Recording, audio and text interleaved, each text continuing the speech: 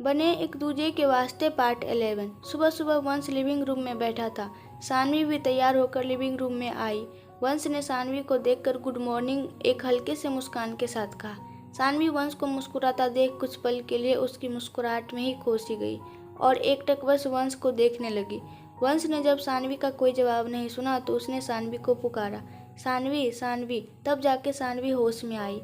वंश ने जानबूझ के मजाक करते हुए कहा, अब मैं इतना भी स्मार्ट नहीं हूँ जो तुम मुझे यूं बिना पलक झपकाए देखे जा रही हो। उसकी बातें सुनकर सानवी शर्म से लाल हो गई। सानवी को इस तरह शर्माते देख वंश ने बात बदलते हुए कहा, मैंने अपने आदमियों से कह दिया है कि वो नेहा को मेरे लंदन की विला में शिफ्ट कर दे, बिना किसी के नज़र में आए। सानवी ने जब ये सुना तो वो वंश की तरफ देखते हुए उत्सुकता से बोली, क्या क्या सच में? वो कब तक लंदन पहुंचेगी? मैं कब उससे बात कर पाऊंगी? मुझे उससे बात किए हुए काफ़ी समय हो गया है। उसको यूँ खुश होता देख वंश बहुत खुश हो गया। वो आराम से शांत लहजे में सोफे पर बैठे हुए बोला, एक बार जब वो सिंगापुर की फ़्लाइट में बैठ जाएंगे तो वो पूरी तरह से सुरक्षित हो जाएंगे। मेरे आदमी तब भी कॉल करेंगे, तुम चिंता मत करो।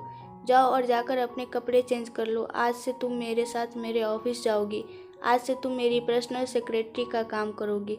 सानवी ये सुनकर बुरी तरह चौंक जाती है। वो वंश की तरफ सवाल भरी नज़रों से देखती है और पूछती है, मैं आपके ऑफिस कैसे? मेरा मतलब। अभी सानवी पूरी बात बोलती तब तक वंश उसकी तरफ देखकर बोलता है, तुम मेरे जितना पास रहोगी उतना ही सेफ रहोगी और मैं हर वक्त तुम पे नज़र भी रख पाऊंगा। सानवी वंश की बात सुनती है और उसको भी वो बात ठीक लगती है। वो हाँ में सिर हिलाकर तैयार होने अपने रूम में चली जाती है। वंश अपने प्लान को सफल होता देख मुस्कुरा देता है और धीरे से बोलता है, पागल लड़की, और फिर आराम से कॉफ़ी पीने लगता है। असल में ये सब तो बहाना था। वो तो बस सानवी को हर पल अपने नज़रों के सामने रखना चाहता था, वरना कोई भी वंश मल्होत्रा के विला में घुसने की हिम्मत तो क्या सोच भी नहीं सकता था। सानवी तैयार होकर आई। सानवी ऑफिस के कपड़ों में इतनी सुंदर लग रही थी कि वंश उसको बस एकटक देखने लगा। वो बोला, बहुत खूब, अब तुम लग रही हो मिसेज मल्होत्रा। सानवी मुस्कुरा देती है। फिर दोनों साथ में ऑफिस के लिए निकल जाते हैं।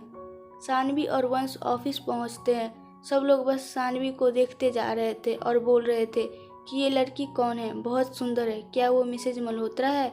सब लोगों को अपने तरफ यूँ घूरता देख सानवी को बहुत अजीब लगने लगा। तभी वंश ने सानवी का हाथ पकड़ लिया और बोला, चलो मेरे साथ, घबराओ नहीं, अब इसकी आदत डाल लो। सानवी हल्का सा मुस्कुराती है और वंश के पीछे पीछे चलने लगती है। वो दोनों अपने ऑफिस में चले जाते हैं। केशव बाहर आता है और सबको बताता है कि आज जो वंश सर के साथ थी वो मिसेज सानवी मल्होत्रा है, वंश सर की वाइफ और उनकी पर्सनल सेक्रेटरी। उम्मीद है आप लोग उनसे अच्छे से व्यवहार करेंगे।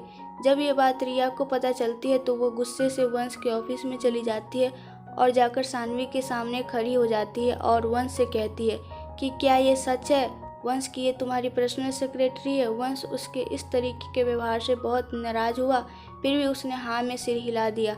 रिया मुस्कुराई और सानवी की तरफ देखकर बोली, तुम खुद को जितना मासूम दिखाती हो पर हो कितनी चालाक। आखिर कितने लोगों को फंसा रखा है तुमने अपने इस रूप के जाल में। हाँ, तुम्हें क्या लगता है तुम्हारी सच्चाई किसी को पता नहीं है? वंश उसकी बात सुनता है और वो गुस्सा हो जाता है और गुस्से से बोलता है, रिया अपने जवान को लगाम दो, सोच समझकर बोलो कि तुम क्या बोल रही हो। रिया वंश की तरफ देखती है और बोलती है, क्यों दूं मैं अपने जवान को लगाम? आखिर मैंने क्या गलत किया था? मैंने जो भी किया था बस तुमको पाने के लिए। मैंने कभी तुम्हारे सिवा किसी और की चाहत नहीं की। जब मैंने तुम्हें मुझसे दूर जाते देखा तो मुझसे बर्दाश्त नहीं हुआ और मैंने वो सब किया। मानती हूँ कि मैं गलत थी, तुमने उसकी सज़ा भी मुझे दी, मुझे अपनी ज़िंदगी से निकाल दिया, लेकिन मैं तुम्हें बर्बाद होने नहीं दूंगी। मैं इसका असली चेहरा तुमको दिखाना चाहती हूँ, जो मैंने कल रात में पार्टी में देखा था। ये सुन के वंश थोड़ा आराम से बैठ गया और बोला, क्या क्या देखा तुमने? कुछ भी बोलने से पहले ये जान लेना कि तुम जो भी कहोगी उसका सबूत तुम्हारे पास होना चाहिए।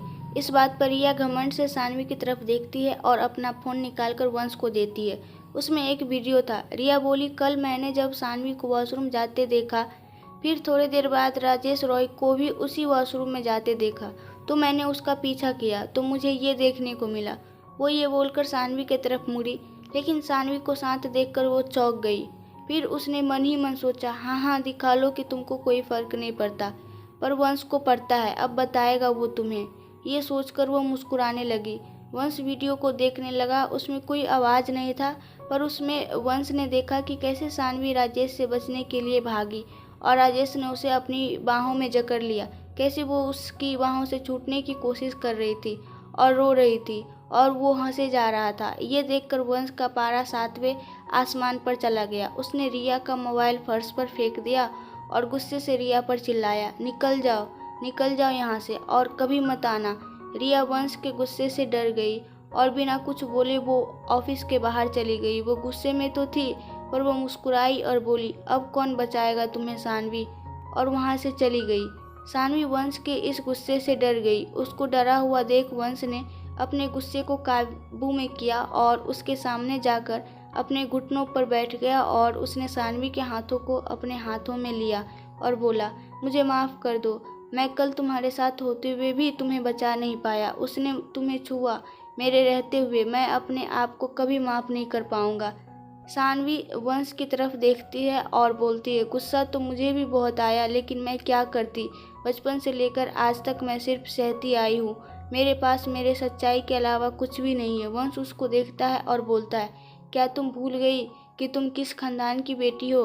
क्या तुम भूल गई कि तुम्हारे अंदर किसका खून दौड़ रहा है? क्या तुम भूल गई कि तुम्हारा जन्म ही लोगों पर राज करने के लिए हुआ है? सानवी वंश की बातों को बहुत ही भावुक होकर सुन रही थी। वंश आगे बोला, तुम ऐसे तो अपने गुनहगारों को माफ़ नहीं कर सकती। क्या तुम कर सकती हो उन्हें माफ़, जिन्होंने तुमसे तुम्हारा सब कुछ छीन लिया, तुम्हारा परिवार, तुम्हारा बचपन, तुम्हारी मासूमियत, तुम्हारा प्यार? सानवी की तरफ उसकी आंखों में देखते हुए पूछता है, क्या कर पाओगी तुम उन्हें माफ़? सानवी उसकी बात सुनकर ना में सिर हिला देती है और बोलती है, लेकिन मैं कर भी क्या सकती हूँ, कोई तो नहीं है मेरे साथ, मैं किसके लिए लड़ूँ? वंश उसकी तरफ देखता है और बोलता है, अपने लिए लड़ो, मैं तुम्हारे साथ हूँ, मैं हर कदम पर तुम्हारे साथ हूँ। सानवी उसकी तरफ देखती है और पूछती है, लेकिन कब तक? हम दोनों ही जानते हैं कि हम 4 साल के लिए ही पति पत्नी हैं, आखिर कब तक आप मेरा साथ देंगे? वंश उसकी तरफ देखता है और बोलता है, पूरी ज़िंदगी साथ दूंगा तुम्हारा, भले ही हम बस 4 साल के लिए साथ है, लेकिन दोस्त तो हम बचपन से हैं ना। सानवी वंश की बात सुनकर रो पड़ती है और हाँ में सिर हिला देती है। वंश तुरंत केशव को बुलाता है और बोलता है, आज के आज ही मुझे राजेश रॉय और विकास रायचंद के कंपनी की डिटेल्स ला कर दो और कल शाम को एक प्रेस कॉन्फ्रेंस रखो। सानवी वंश से पूछती है, प्रेस कॉन्फ्रेंस पर क्यों? वंश बोलता है, अब वंश इंटरप्राइजेज फैशन वर्ल्ड में कदम रखने जा रहा है तो न्यूज़ तो देनी ही पड़ेगी और कुछ लोगों को बताने का समय आ गया है कि उनकी बर्बादी का काउंटडाउन शुरू हो गया है। सानवी, अब तुम अपने आप को तैयार कर लो, अब तुम्हें एक लड़ाई लड़नी है। सानवी वंश की बात से कॉन्फिडेंस से भर जाती है और हल्का सा मुस्कुरा देती है। वंश उसको देखता है और मन ही मन कहता है, सानवी, मैं तुम्हारा पूरी ज़िंदगी ख्याल रखना चाहता हूँ, लेकिन मुझे पता है अगर मैंने अभी तुमसे ये सब कहा तो तुमको लगेगा कि मैं तुम पर तरस खा रहा हूँ। तुम इस वक्त मेरे प्यार को समझ नहीं पाओगी। एक बार तुम अपने आप से प्यार करने लगो तो मैं भी तुम्हें अपने दिल का हाल बता दूंगा। ये सोचकर वंश मुस्कुरा देता है और सानवी की तरफ देखने लगता है। शाम को जब सानवी और वंश घर पहुँचे तो उन्हें नेहा का कॉल आया। वंश ने कॉल सानवी को दिया। नेहा और सानवी ने बहुत देर तक बातें की। सानवी ने सारी बातें नेहा को बताई। नेहा ने कहा, वंश बहुत अच्छे इंसान है, क्या तुझे उनसे कभी प्यार नहीं हुआ? सानवी कुछ देर खामोश रहती है और फिर कहती है, अगर हुआ भी हो तो उससे क्या फ़र्क पड़ता है, मैं अब उनके लायक नहीं हूँ। फिर सानवी नेहा से कहती है, मैं थक गई हूँ, अब तू भी आराम कर। ये बोलकर वो कॉल कट कर देती है और फिर से चांद को देखने लगती है। उसके आंखों से आंसू गिरने लगते हैं। वंश उसको पीछे से खड़े होकर देखता है। उसको यूँ रोता देख उसको भी तकलीफ़ होने लगती है। सानवी अपने रूम में जाने के लिए मुड़ती है तो वो वंश को अपने पीछे देखती है। वो सोचती है, क्या वंश ने सब कुछ सुन लिया? वंश उसको देखकर उसकी तरफ बढ़ता है और उसके आंखों से बह रहे आंसुओं को पोंछता है और सानवी से कहता है, अभी कमज़ोर नहीं पड़ना है तुम्हें। ये सुनकर सानवी वंश की तरफ देखती है और सोचती है, अच्छा हुआ कि वंश ने कुछ नहीं सुना। फिर दोनों एक दूसरे को मुस्कुराकर देखते हैं और सानवी अपने कमरे में चली जाती है और वंश चांद को देखने लगता है और मन में बोलता है, अगर तुम मेरे लायक नहीं हो तो फिर कोई मेरे लायक नहीं है और मैं तुमसे कितना प्यार करता हूँ इसका एहसास मैं तुम्हें दिला के रहूँगा। अगर आपको इस कहानी के आगे का पार्ट देखना है तो कमेंट में बताएं और प्लीज़ आप लोग मेरे चैनल को सब्सक्राइब कर दो। Thank you.